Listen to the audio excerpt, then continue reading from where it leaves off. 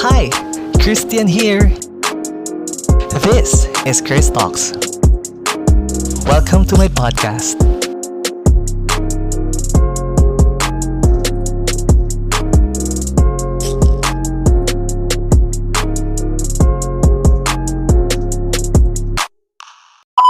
Hey there, Christian here.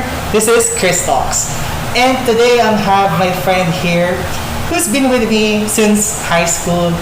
And sobrang tagal na namin magkaibigan. Decades na actually, so madami na kami pinagsamahan together. We've been through ups and downs. We have experiences from high and low, mga iyakan, tawanan, ganyan. So now, please welcome Janice! Hi guys! Hello! Welcome to Chris Talks. Yes, welcome to Chris Talks! So, a lot of people at their 20s struggling to get up in their life. So, our podcast today is about adulting tips. We're here to help you. Janice is here with me to talk about life, adulting tips, how we can really help the 20s survive on this part of their life. Okay, so number one, don't be jealous if you see someone rising in their career. If you're stressing about someone else's success, stop and take a step back because that might be what's holding you back. Don't doubt yourself. We all have our own timeline. For others, they may reach their goals soon. For others, it may take years. Do the things you want to do to reach your goals at your own pace. Don't copy others' strategies because it may not be applicable to you. Instead, use it as a motivation for what is possible and learn from it. Remember, you have your own success story, so create one. So how about you, Janice? What is your experience on this kind of situation? Well, honestly, in this situation, we always have two sides of the story. It's either you're the victim or you are the one who committed that jealousy, whatever. So on my part, which one do you want to start with pala? Ikaw, it's up to you. Ikaw ba nag-jealous? Or you know someone na nag-jealous? Or anything. It's up to you. Okay, so I think, start muna tayo dun sa ikaw yung nag-jealous or ikaw Alright, yung okay. nag-commit. Kasi kumbaga, for me, jealousy is an human nature kasi natin yun eh. You really, I don't know why, but people are just comparing themselves to others. Parang lagi na lang, yun din, papasok din yung fear ng FOMO. Like, takot ka na mapag-iwanan. Kasi diba basically, we started at school, sabay-sabay tayo ng grade 1, sabay-sabay tayo ng grade 2, sabay-sabay tayo ng graduate. And then, out of the school, hindi tayo sabay-sabay. So, I think that's first is normal talaga siya. So, pero ako kasi yung tipo ng tao na if I felt na may mali, I don't talk about it first. I try to analyze, to digest everything first in my mind.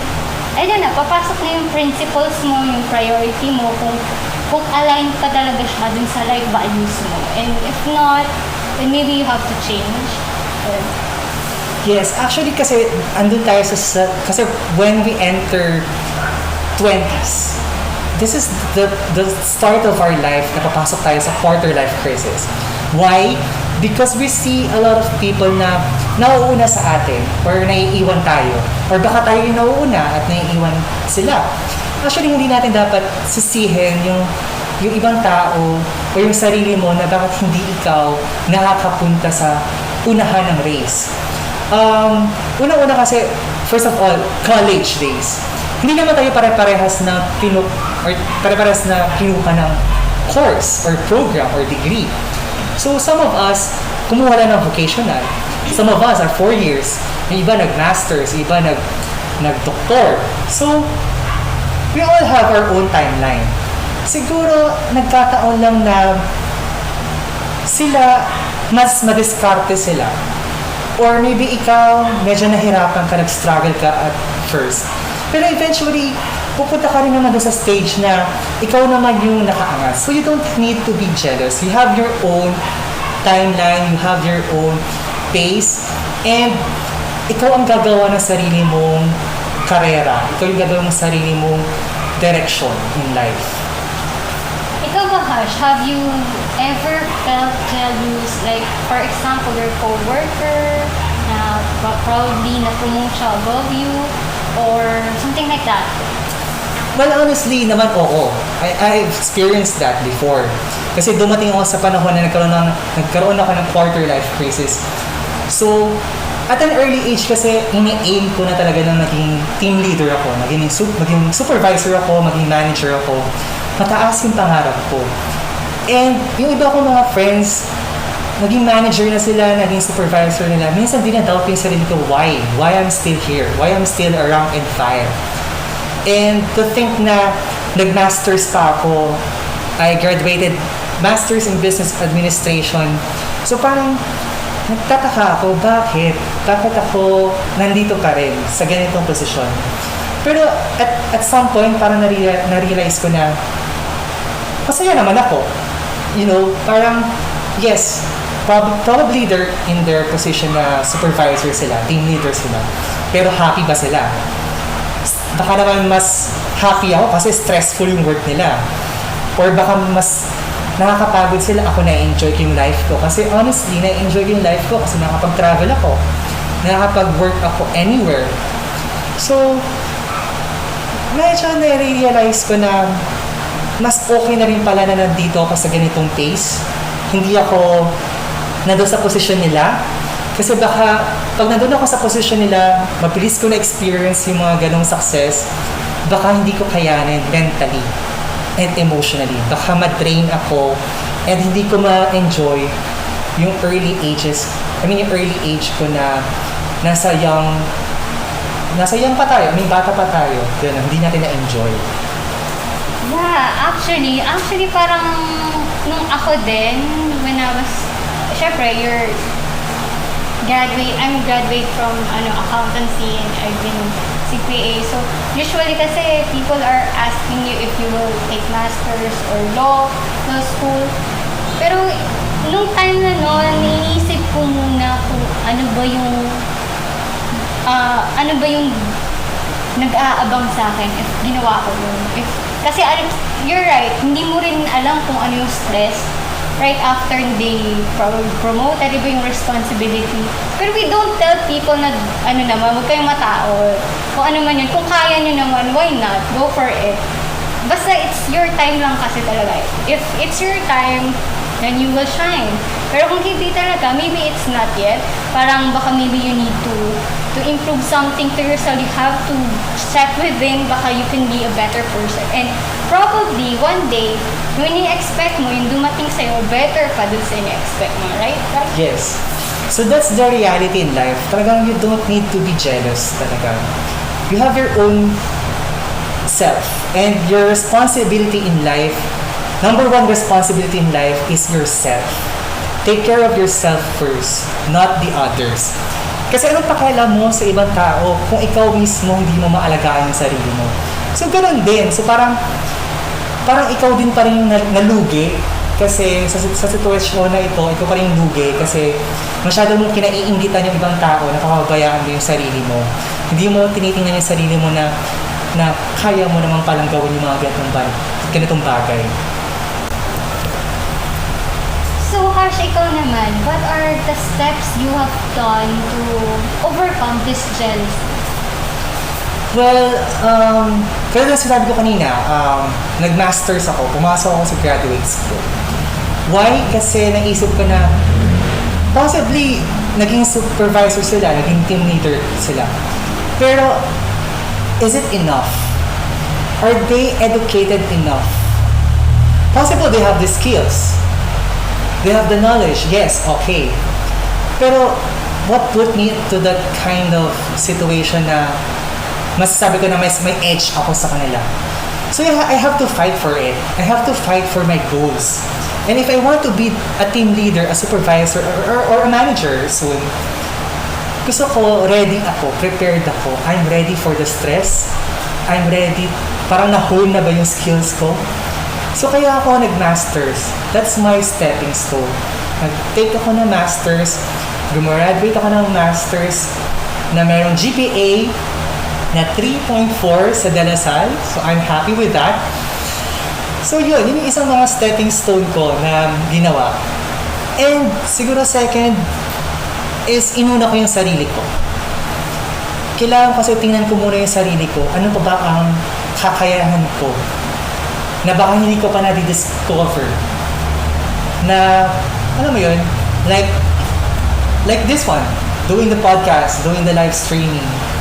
Never ko siya naisip before na gawin. But now I'm doing this because this is my passion. Ito pala yung kaya ko palang gawin. So I don't need to be jealous kasi kaya kong gawin na iangat yung sarili ko on my own way, on my own direction, on my own path.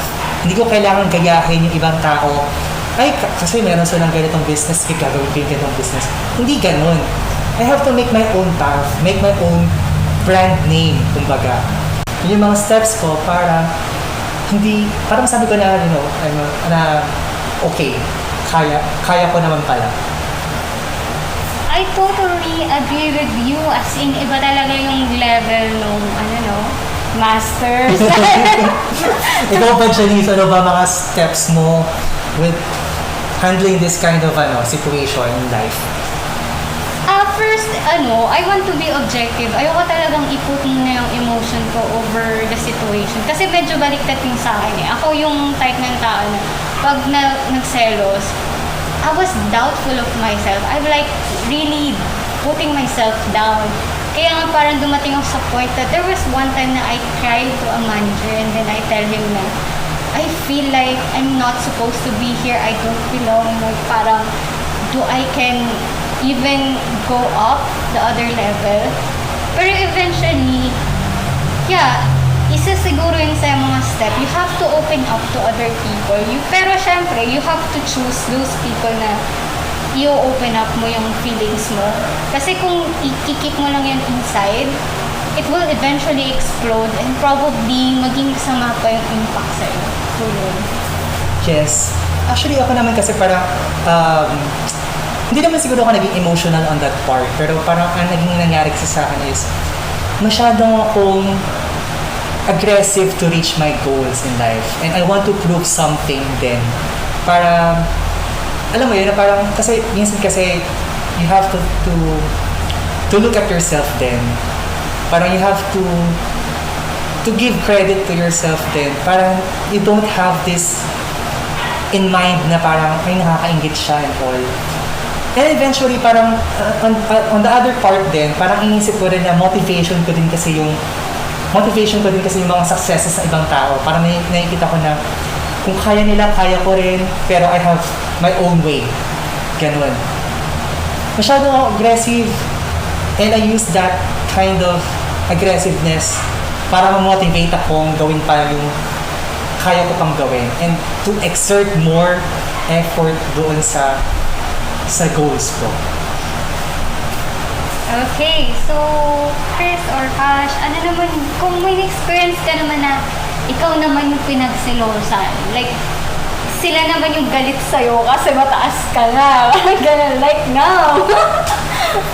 Uy, hindi ko naman iniisip na may mga taong nagje-jealous or something. Hindi, what I mean is yung talagang literally pinaramdam sa'yo.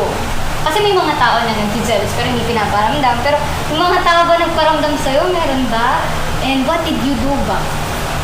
Okay, ang hirap ng question mo kasi to be honest, hindi kasi ako judgmental. Hindi ako judgmental.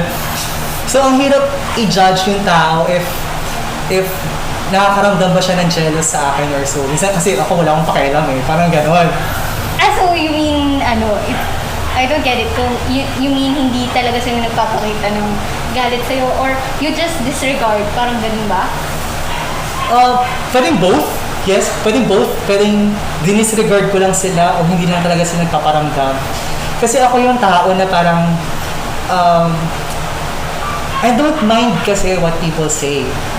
Eventually parang mas iniisip ko kasi yung sarili ko eh. Kung ano, kasi minsan din ang ginagawa ko kasi is yung ignore mo lang. Learn to ignore talaga. Kasi hindi mo rin maiiwasan na may mag-jealous and all.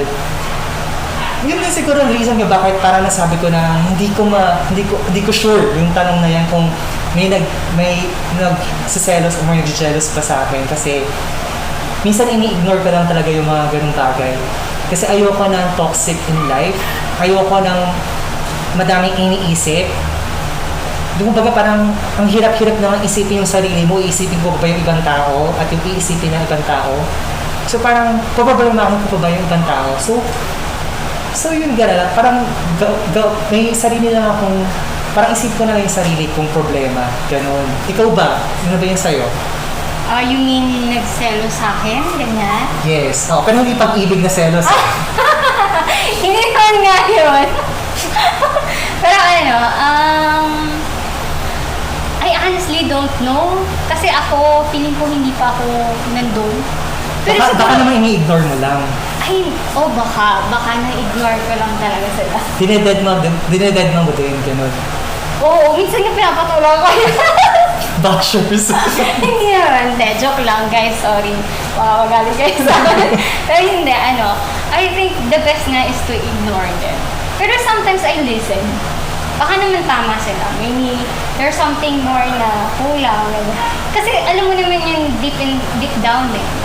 Kung capable ka ba, there was one time, parang, open yung managerial position. And then, I did not apply. But my previous manager asked me, bakit hindi ka nag-apply? Pero it doesn't, parang wala naman siya connection sa jealousy, pero parang ganun din. Parang sinabi ko sa kanya na, wala pa kasi po akong napapatunayan pa. That's why I don't apply. So parang alam mo yun sa sarili mo eh, kung Ready ka or not. Pero nakikita mo sa sarili mo yung if ready ka pa or not. yes, oo. Kung dun mo mararamdaman. And for me, yun yung panghawakan mo. Kahit na may mga away sa'yo, alam mo yung totoo. So you have to stay with the truth. Pero you have to object sa sinabi mo na you have to listen kapag may nag-jealous. First of all, I want to object on that kasi pag nag-jealous kasi siya and meron siyang sasabihin sa'yo, isa lang ang goal niya. Hilain ka pababa. So if you listen to that, well, correct me if I'm wrong din ha, mga listeners. Pero this is my only opinion. Na kapag nakinig ka kasi doon sa tao nag-jealous sa'yo, isa lang ang goal niyan kasi, pababain ka para siya yung umangat. Kasi kaya nga siya nagsiselos eh. Kasi gusto kanyang unahan sa karera. Or gusto niya na sa kanyang mapunta yung posisyon. Kaya siya nagbibigay ng advice sa'yo. Parang sinasabi niya na, uy, ganito na lang, ganyan, huwag ka na lang pumunta sa ganito. Para siya yung mabigyan ng chance. So, I want to object on that. Kasi kung ako yung binigyan ng advice ng someone na nag-jealous, pwede ako makinig. Pero eventually, I have to listen to myself and my instinct as well. So, yun. Actually, tama ka dahil biglang baliktad, no? Pero tama ka doon. Parang maybe what my point is yung to feel lang na yung isang parang you just don't want to be rude to other people. Baka kaya I tell that kasi gusto ko rin iparamdam dun sa taong jealous sa'yo na I respect your opinion, but this is what I believe for. Parang gano'n.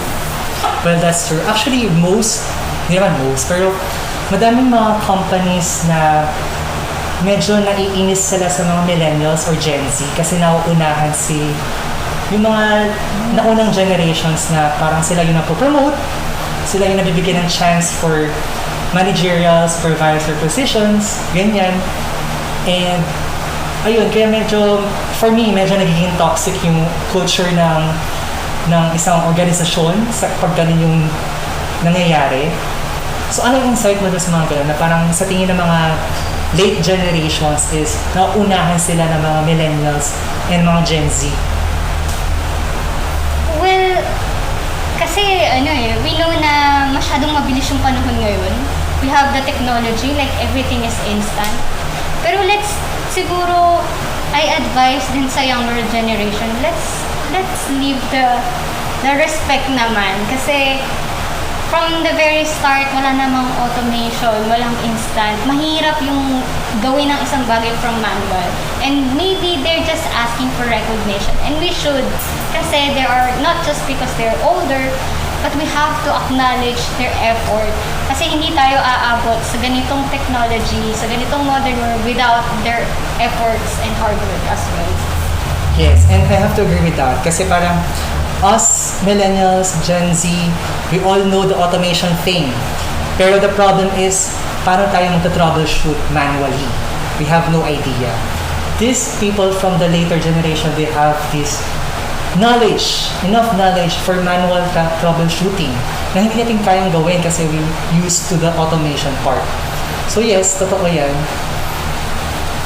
Yes, and pwede ka rin mag-open up to them kasi may mga may mga older generation that are open to learn kahit na mas matanda sila, they want to learn and grow with their timeline and yeah. Yes, that's true. So Janice, do you have any advices for everyone na nagsistruggle on this level of adulting? I think take time. Huwag tayong magmadali. Kasi kung tayo magagalit, kung tayo magsiselos sa karir nila, kasi kumbaga lahat tayo, well honestly, sa mukha pa lang magkakaiba tayo. Hindi tayo magkamukha. Height, color. Don't expect people to experience the same thing. So, kailangan focus tayo dun sa ano yung sa atin. As long as hindi tayo nakakatapak ng ibang tao, we believe in God, and we follow His teachings and mga tinuro niya sa atin, I think yun yung importante. Even if maramdaman mo siya, nag-jealous ka, well, we have to always think ano ba yung dapat mong ginagawa para maging mas mabuting tao. Tama ba na magselos ka? Eh wala namang kasalanan yung tao sa'yo. Ginagawa lang niya yun para maging improve yung buhay niya. So, focus ka lang din sa sarili mo para mag-improve ka din. Yes, totoo yan. Ako naman ang advice ko sa mga nagsistruggle na adults is to remember na you're making your own story. You're not making a story with other people, but you're making your own story.